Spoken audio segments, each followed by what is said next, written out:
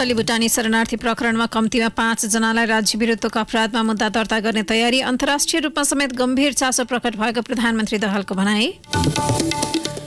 सुदूरपश्चिम प्रदेशमा दोस्रो पटक मन्त्रीमण्डल विस्तार, मन्त्रालय भागवण्डामा नागरिक उन्मुक्ति पार्टीको असन्तुष्टि।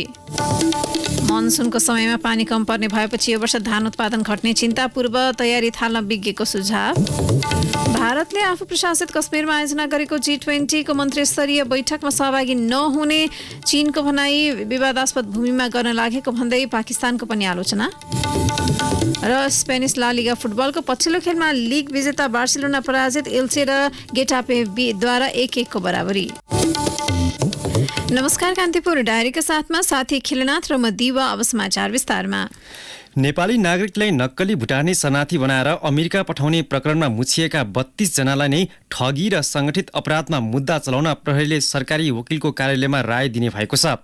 आरोपित मध्ये 4 उच्च पदस्थ र भुटानी शरणार्थी नेतासहित कम्तीमा 5 जना माथि भने राज्य विरुद्धको अपराधमा समेत मुद्दा चलाउनु पर्ने प्रहरीले निष्कर्ष निकालेको छ। आरोपित मध्ये पूर्व उपप्रधानमन्त्री, पूर्व मन्त्री, बहालवाला सचिवसहित 16 जना प्रहरी नियन्त्रणमा छन्। नक्कली भुटानी शरणार्थी प्रकरणमा 55 दिन अनुसन्धान गरेर हिजो तयार गरिएको प्रतिवेदन काठमाडौँ प्रहरीले आज सरकारी वकिलको कार्यालयमा बुझाउँदैछ।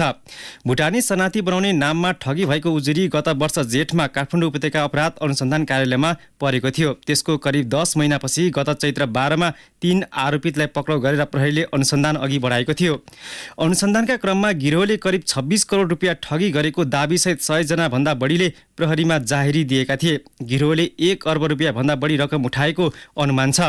अनुसन्धान प्रतिवेदनमा सार्वजनिक पद धारण गरेका पूर्व र बहालवाला आरोपित विरुद्ध अख्तियार दुरुपयोग अनुसन्धान आयोग मार्फत भ्रष्टाचार र अन्य हकमा सम्पत्ति शुद्धिकरण अनुसन्धान विभाग मार्फत थप अनुसन्धानका लागि लेखी पठाउनु पर्ने राय छ। प्रहरीका एक उच्च अधिकारीले कान्तिपुरसँग भने राज्य विरुद्धको अपराध र कृत्यको हकमा भने प्रतिवादीको भूमिका, संलग्नता र सार्वजनिक ओहदा अनुसार सजाय मागदाबी लिन राय दिएको छ। तथ्य र प्रमाणले खुले अनुसार कानुनका बलिया दफा लगाएर सजाय मागदाबी गर्न प्रहरीले राय दिए पनि मुद्दा कमजोर बनाउन राजनीतिक र प्रशासनिक शक्ति केन्द्रले पर्दा पछाडिबाट निरन्तर चलखेल गरिरहेकाले ढुक्क भइहाल्ने स्थिति नरहेको स्रोतले जनाएको छ। प्रहरी अधिकारीका अनुसार पूर्व उपप्रधानमन्त्री एवं एमाले सांसद टोप बहादुर राय माझी, पूर्व गृहमन्त्री बालकृष्ण खाँड, नेपाल सरकारका सचिव टेकनारायण पाण्डे र तत्कालीन गृहमन्त्री रामबहादुर थापाका सुरक्षा सल्लाहकार इन्द्रजित रायमाथि राज्य विरुद्धको अपराधमा कारबाही गर्न सिफारिस गरिएको छ।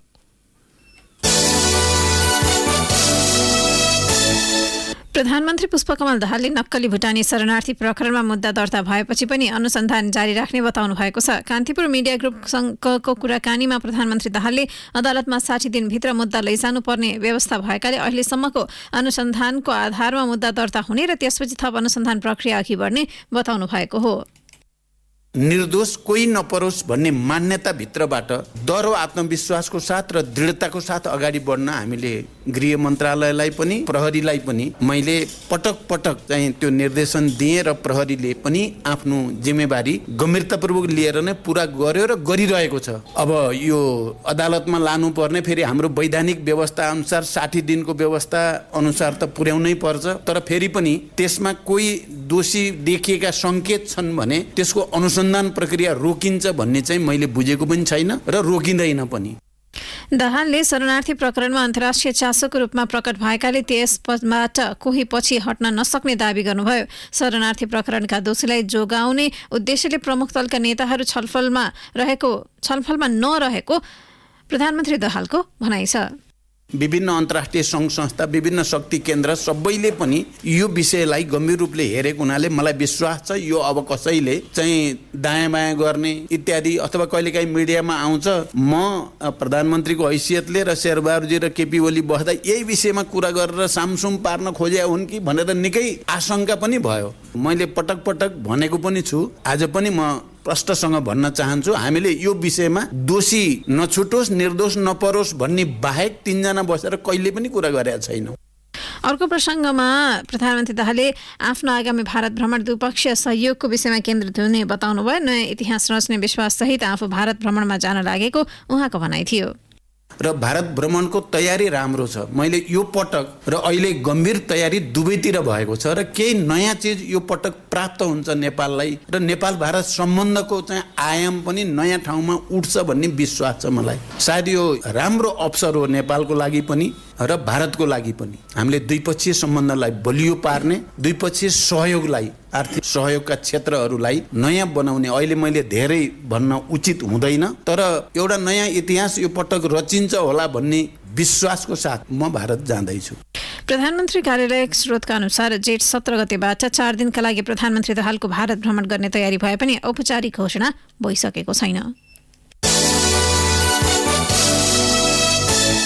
सुदूरपश्चिम प्रदेशका मुख्यमन्त्री कमल बहादुर शाहले दोस्रो पटक मन्त्रीमण्डल विस्तार गर्नुभएको छ। विस्तारित मन्त्रीमण्डलमा माओवादी केन्द्रबाट 1 राज्य मन्त्री सहित 3 र नेपाली काङ्ग्रेसबाट 1 गरी 4 जनालाई मन्त्री नियुक्त गरिएको छ। माओवादी केन्द्रबाट झपट बहादुर साउद सामाजिक विकास, रमेश बहादुर धामी उद्योग पर्यटन वन तथा वातावरण र गीतादेवी माल उद्योग पर्यटन वन तथा वातावरण मन्त्रालयको राज्य मन्त्री नियुक्त हुनुभएको छ।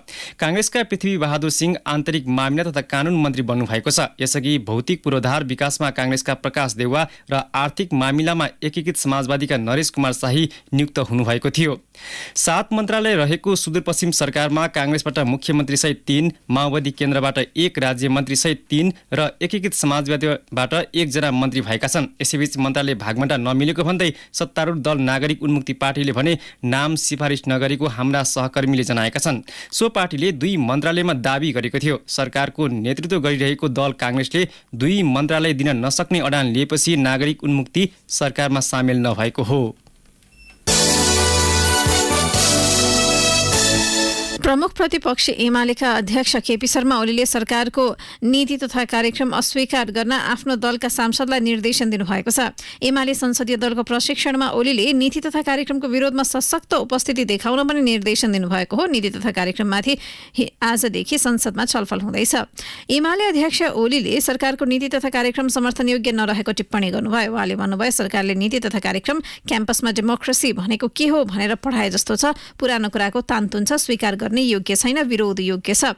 यसलाई पास गर्न मिल्दैन। हाम्रो पोजिसन यही हो। सदनमा आफ्नो दलका सांसदको उपस्थिति कमजोर रहेको पनि ओलीले बताउनुभयो।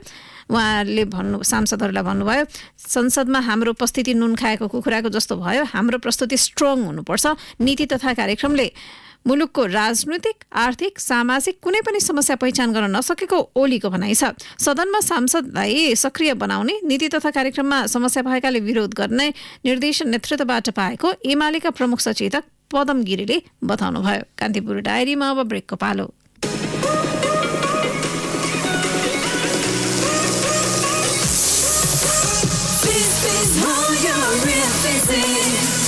Real taste of shit and get the real feeling. Real goodness go feel it within. Yeah, real fruitness go spin within. चिसो मात्र होइन, अब आयो रियल फ्रुट्सको गुडनेस भएको रिफ्रेशिङ एप्पल मसाला कोला र निम्बु Fizzin. Real Fizzin, fruit and फिशको refreshing feeling. ब्रेकपछि कान्तिपुर डायरीमा अब कान्तिपुर सविस्तारको पालो। कान्तिपुर सविस्तार। सामान्यतया आकाशे पानीको भर पर्नुपर्ने बालीका लागि मनसुनको समय महत्त्वपूर्ण मानिन्छ। पानी कम पर्दा त्यसको प्रत्यक्ष असर बाली उत्पादनमा पर्ने विज्ञहरूले बताउँदै आएका छन्। यो वर्ष मनसुनको समय पानी कम पर्ने देखिएकाले मुख्य गरी धान बालीमा असर पर्ने विज्ञहरूले बताएका छन्। त्यसैले उनीहरूले पर्याप्त पानी नहुँदा निम्तिने असरबाट जोगिनका लागि पूर्व तयारी गर्न सुझाव दिएका छन्। नेपालमा सामान्यतया जुन 13 देखि अक्टोबर 2 सम्म मनसुन रहन्छ। मनसुनको 4-5 महिना कृषि उत्पादनका लागि उपयुक्त मानिन्छ। सोही समयमा मुलुकको मुख्य बाली धान खेती गरिन्छ। सरकारी तथ्याङ्क अनुसार देशभर 30,91,000 हेक्टर खेती योग्य जमिन मध्ये करिब 15 लाख हेक्टर क्षेत्रफलमा धान रोपाई वर्षेनी हुन्छ। तर यो वर्ष मनसुनमा औसत भन्दा करिब 35 देखि 55% न्यून पानी पर्ने जल तथा मौसम विज्ञान विभागले जनाएको छ। नेपालको हकमा मनसुनको समयमा कृषि क्षेत्र बढी प्रभावित हुने मौसमविद रोजन लामिछाने बताउँछन्। उनले भने विशेष गरी बागमती प्रदेशको दक्षिण पूर्वी भाग र यो मध्य प्रदेशको केही पूर्वी भाग र पूर्वी जुन कोशी प्रदेशको उत्तर पूर्वी भागहरूमा सानोतिनो नर्मल रेनफल हुने भनेर भनेको छ। त्यो चान्सेस चाहिँ 35 देखि 45% भनेर रहेको छ। सरदर भन्दा चाहिँ कम वर्षा हुने सम्भावना चाहिँ 35 देखि 55% रहेको छ। विशेष गरी अब अलिकति वेदर ड्राई हुने मनसुनमा पनि अब यो कृषिको लागि चाहिँ अझ बढी प्रभावित हुने जस्तो देखिन्छ। सरकारी तथ्याङ्क अनुसार देशभर 30,91,000 हेक्टर क्षेत्रफल खेती योग्य जमिन मध्ये करिब 6 लाख हेक्टर क्षेत्रफलमा मात्र सिँचाइ सुविधा पुगेको छ। बाँकी 24,91,000 हेक्टर क्षेत्रफलमा आकाशे पानीको भरमा खेती हुन्छ। गत वर्ष 14,77,000 हेक्टर क्षेत्रफलमा धान खेती भएको थियो र 51,30,000 मेट्रिक टन धान उत्पादन भएको थियो। यो वर्ष भने त्यसको तुलनामा उत्पादन घट्ने अनुमान गरिएको छ। पानी नपरेमा धानको बिउ रोपाइमा असर पर्नुका साथै उत्पादनमा करिब 10% गिरावट आउने अनुमान गरिएको छ। खेतीको मुख्य समयमा सधैँजसो मल र बिउको समस्या किसानले खेप्ने गरेका छन्, तर यो वर्ष आकाशे पानीले समेत साथ नदिने भएपछि उत्पादन घट्ने कृषि विभागका वरिष्ठ कृषि अर्थविज्ञ महादेव प्रसाद पौडेलले बताए। उनले भने समग्रमा 40-45% मात्र हाम्रो चाहिँ सिंचित क्षेत्र छ, बाँकी असिंचित नै हो। असिंचितमा अब हामी वर्षाको भरमा धान रोपाइ गर्ने गर्छौँ। त्यस कारणले गर्दाखेरि अब त्यो असिंचित क्षेत्रमा पानी कम पर्यो भने बिउ राख्न नपाउनु एउटा समस्या हुन्छ, अनि राखेको बिउ पनि समयमा रोप्न नपाउनु अथवा रोप्नै नपाउनु त्यो अर्का समस्याहरू हुन सक्छन्। सरकारी तथ्याङ्क अनुसार मुलुकमा वर्षेनी औसतमा 50 लाख मेट्रिक टन धान उत्पादन हुन्छ। मुख्य गरी झापा, मोरङ, सुनसरी, धनुषा, पर्सा, रूपन्देही, बर्दिया, कैलाली, कञ्चनपुर लगायतका जिल्लामा धानको उत्पादन बढी हुन्छ। 7वटा प्रदेश मध्ये धानको उत्पादन बढी हुने मध्य प्रदेश हो। सो प्रदेशमा 14 लाख मेट्रिक टन बढी धान उत्पादन हुन्छ। यस्तै कोशी र लुम्बिनी प्रदेशमा 12 लाख मेट्रिक टन बढी धान उत्पादन हुन्छ। यस्तै बागमती र सुदूरपश्चिम प्रदेशमा 5 देखि 6 लाख मेट्रिक टन उत्पादन भएको तथ्याङ्कमा उल्लेख छ। गण्डकीमा करिब 4 लाख मेट्रिक टन र कर्णालीमा करिब 1.5 लाख मेट्रिक टन धान उत्पादन हुन्छ। मुलुकका अधिकांश क्षेत्रमा पूर्ण रूपमा सिँचाइ सुविधा नपुगेकोले आकाशे पानीकै भरमा धान रोपाइ गर्नुपर्ने बाध्यता छ। त्यसैले यो वर्ष कम पानी पर्ने भएपछि त्यसका लागि किसानले पूर्व तयारी गर्नुपर्ने विज्ञहरूको सुझाव छ। कृषि विज्ञ पौडेलले भने 1-1.5 महिना अगाडि नै यो मनसुन चाहिँ कम हुन्छ भन्ने थाहा पाएको अवस्थामा पुलाहरू सामान्य मर्मत गरेर बनाउन सकिन्छ। सुक्खा जमिनहरूमा इनार खन्ने, बोर्डिङ गर्ने र त्यसबाट सिँचाइ गर्न सक्ने चाहिँ हामीले तयारी गर्न सक्छौँ। त्यस्तै गरी अलिक कम वर्षा चाहिँ आवश्यक पर्ने धानहरूका जातहरू, अब मुख्य चाहिँ एकदमै वर्षा चाहिने धानहरू भन्दा कम वर्षा चाहिने सुक्खा जातका हाम्रो चाहिँ धानहरू छन्। त्यसले चाहिँ अलिकति थोरै पानी भए पनि चाहिँ हुन सक्ने चाहिँ जातहरू छन्। ती जातहरू लगाउने। किसानले मल र बिउ नपाउनु सधैँको समस्या हो। त्यसमाथि यो वर्ष कम पानी पर्ने अनुमान भएसँगै किसानले धानको बिउ छनौटमा विशेष ध्यान दिनुपर्ने देखिएको छ। यस्तो अवस्थामा आकाशे पानी संकलन गर्न र कम पानी भए पनि बाली लगाउन सकिने धानको छरुवा खेती गर्न कृषि वैज्ञानिक रामबहादुर केसीको सुझाव छ। उनी भन्छन् धान बालीको लागि जातको छनौटमा हामीले विशेष गरेर चाहिँ ध्यान पुर्याउनु पर्ने हुन्छ। सुक्खा छन सक्ने जातहरूको रूपमा सुक्खा धान 1, सुक्खा धान 2, सुक्खा धान 3, सुक्खा धान 4, सुक्खा धान 5, सुक्खा धान 6 गरेर सुक्खा सिरिजमा चाहिँ धानहरूका जातहरू चाहिँ सिफारिस गरेको छ। अर्को चाहिँ पानीको असाध्यै धेरै कम मात्रामा हुँदाखेरि पनि राजाचार धान चाहिँ छ। अलिकति के ख्याल गर्नुपर्छ भने धानैलाई पनि हिलाउने भन्दा हामीले छरुवा विधिबाट पनि धानको उत्पादन प्रशस्त मात्रामा चाहिँ लिन सक्छौँ। जहाँ धान खेती त गरिन्छ तर चाहिँ पानी नजम्ने हो भने त्यस्तो ठाउँमा यो वर्षको लागि चाहिँ हामीले चाहिँ बर्खे बालीमा विकल्पको रूपमा चाहिँ मकै खेतीहरू, कोसे बाली पनि कतै चाहिँ भटमास हुन सक्ला, कतै चाहिँ रहर हुन सक्ला, बसे बालीहरू। मुलुकमा करिब 60% जमिनमा आकाशे पानीको भरमा खेती गरिन्छ। मनसुनमा कम पानी पर्ने अनुमान गरिएको हुँदा धान उत्पादनमा आउने कमीले समग्र कृषि क्षेत्रलाई असर पार्ने देखिएको छ, जसका लागि नेपाली बजारमा हुने चामलको माग धान्न फेरि पनि धान वा चामलका लागि आयातमा बढी निर्भर हुनुपर्ने बाध्यता नहट्ने निश्चित छ। रेडियो कान्तिपुरका लागि सरिता थारू। कान्तिपुर सविस्ता।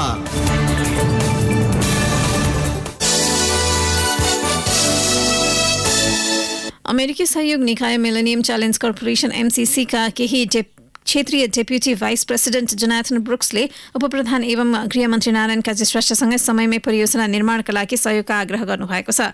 MCCको अनुदान अन्तर्गत बन्ने विकास परियोजनाको काम कार्यान्वयनमा जाने समय नजिकिएसँगै ब्रुक्सले कामको तदारुकताका लागि आग्रह गर्नुभएको हो। आगामी भदौ मध्यबाट परियोजना निर्माण कार्य सुरु हुनेछ। तर पूर्व तयारी अन्तर्गत अन्य काम सकिए पनि जग्गा मुआब्जा नटुङ्गिएको मिलेनियम च्यालेन्ज अकाउन्ट MCA नेपालका कार्यकारी निर्देशक खड्क बहादुर विष्टले जानकारी दिनुभएको छ। अघिल्लो वर्षको वैशाखमा सम्पन्न चुनावमा सिन्धुपाल्चोकमा जनप्रतिनिधिले जनतामा ठूला आश्वासनको पोका बाँडे पनि 1 वर्ष कार्यकाल अन्यलमै बितेको छ। 1 वर्षभित्र नयाँ प्रतिनिधिबाट शिक्षा, स्वास्थ्य, खानेपानी, सडक र आय आर्जनमा खासै उपलब्धिमूलक काम देख्न नपाएको स्थानीयले गुनासो गरेका छन्। सिन्धुपाल्चोकबाट सहकर्मी कमला पाखरिनको रिपोर्ट। दोस्रो कार्यकालको पहिलो 1 वर्षमा आइपुग्दा स्थानीय तहका जनप्रतिनिधिको कार्य सम्पादनबाट स्थानीय बासिन्दा सन्तुष्ट हुन सकेका छैनन्। गएको 1 वर्ष अलमलमै बितेको उनीहरूको गुनासो छ। दोस्रो कार्यकालका लागि दोहोरिएका जनप्रतिनिधिको समेत स्पष्ट नीति योजना छैन। ग्रामीण भेगका सडकको अवस्थामा सुधार हुन सकेको छैन। विद्यालयमा भौतिक संरचना बने पनि गुणस्तर कायम हुन सकेको छैन। बिरामी पर्दा अझै पनि संघीय राजधानीका अस्पतालमा जानुपर्ने बाध्यता कायमै रहेको स्थानीय देवीमाया ढुङ्गाना बताउँछिन्। यति दुःख लागेछ कि मलाई सदरमुकाम 1 घण्टामा गाडीमा आइपुग्छ, हिँड्दाखेरि 2 घण्टा लाग्छ।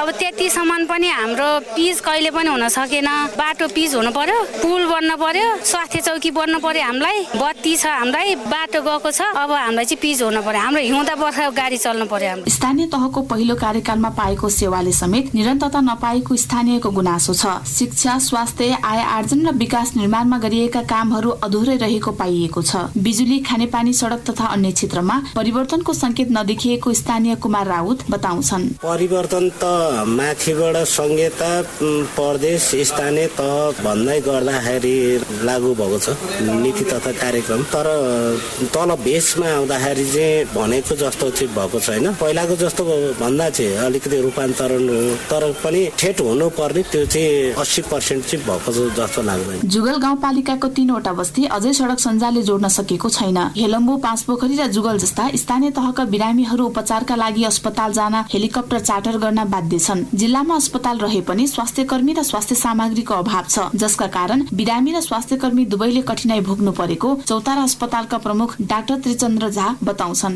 सेवा प्रवाह गर्नको लागि चाहिँ खालि जनशक्ति मात्र भएर पनि हुँदैन, त्यो सँगसँगै हामीलाई चाहिँ आवश्यक पूर्वाधार पनि चाहिन्छ।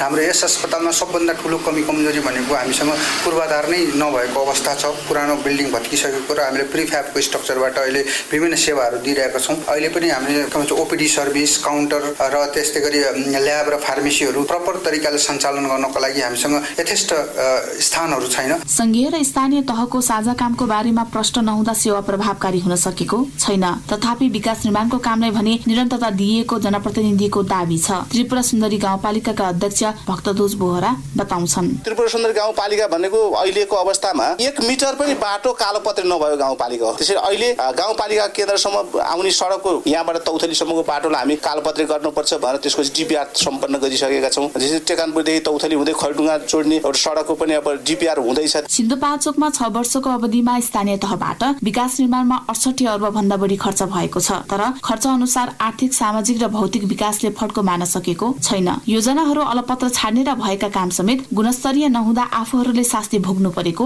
जनताको गुनासो छ। रेडियो कान्तिपुरका लागि कमला पाक्सिन, सिन्धुपाल्चोक।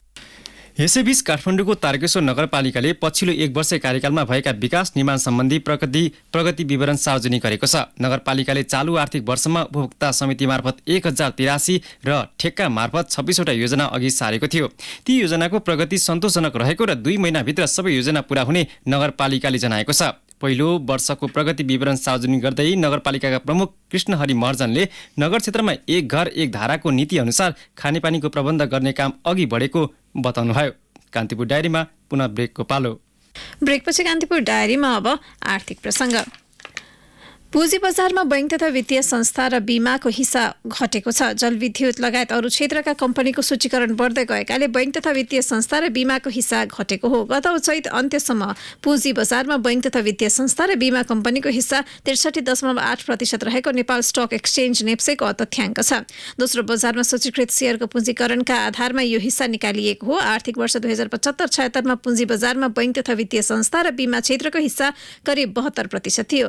लामो समयदेखि बैंक तथा वित्तीय संस्था तथा बीमा कम्पनीहरूको बाहुल्य रहँदै आएकोमा दोस्रो बजारमा बिस्तारै जलविद्युत लगायत उपसमूहको हिस्सा बढ्दै गएको जानकार बताउँछन्। दोस्रो बजारमा एउटै क्षेत्रको प्रभुत्व धेरै जोखिमपूर्ण हुन्छ। यसकारण पनि विभिन्न क्षेत्रका कम्पनीलाई बजारमा भित्राएर बैंक तथा वित्तीय संस्था र बीमाको हिस्सा घटाउँदै जाने योजना सरकार र सम्बन्धित निकायको रहेको छ। अब अन्तर्राष्ट्रिय प्रसङ्ग। भारतले आफू प्रशासित कश्मीरमा आयोजना गरेको G20 को मन्त्री स्तरीय बैठकमा सहभागी नहुने चीनले जवाफ पठाएको छ। G20 सम्मेलनको अघि हुन लागेको विदेश मन्त्री स्तरीय बैठक भारतले विवादास्पद कश्मीरमा गर्न लागेको हो।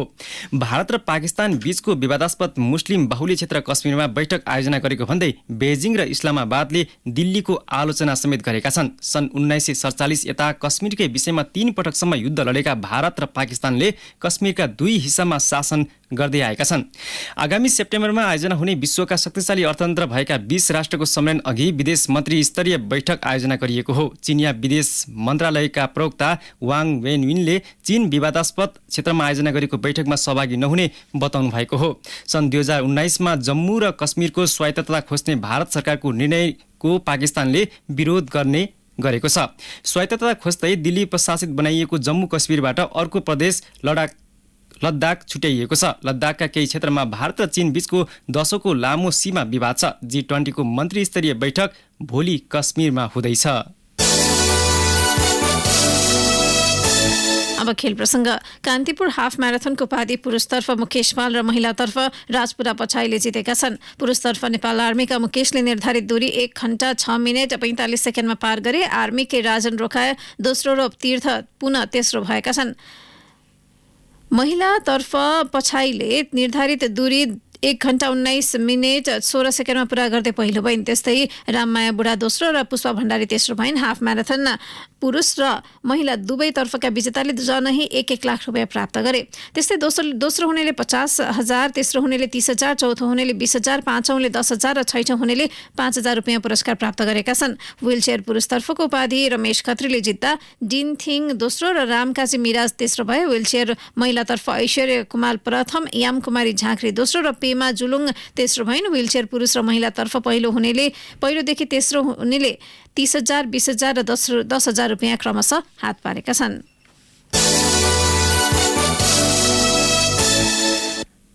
अब मौसम सम्बन्धी जानकारी। मुलुकका पहाडी भूभागमा आज सामान्य बदली हुने जल तथा मौसम विज्ञान विभागले जनाएको छ।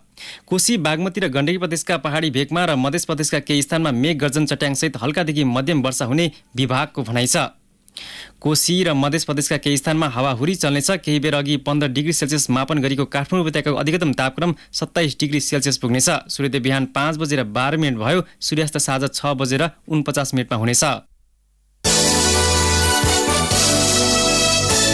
जाँदा जाँदै एउटा खेल प्रसङ्ग। स्पेनिस ला लिगाको पछिल्लो खेलमा लिग विजेता बार्सिलोना पराजित भएको छ। गैराती भएको खेलमा बार्सिलोना रियल सोसिडाडसँग 2-1 गोल अन्तरले पराजित भएको हो। खेलको 5औं मिनेटमा मिकेल मेरिनोले गोलबाट अग्रता कायम गरेको रियल सोसिडाडका लागि अलेक्जेन्डर सलरथले 72 मिनेटमा अर्को गोल थपेपछि बार्सिलोना 2-0 पछि रह्यो।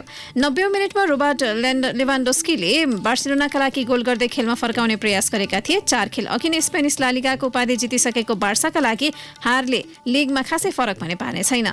गैराती भएका अन्य खेलमा भियारियल गिरोनालाई 2-1 गोल अन्तरले हरायो। एथलेटिको बिल्बाओले सेल्टा विगोमाथि 2-1 गोल अन्तरको जित हात पार्यो भने मालोर्का अल्मेरियासँग 3-0 पराजित भएको छ। एल्चे र गेटाफेले गैरातीको खेलमा 1-1 को बराबरी गरेका छन्।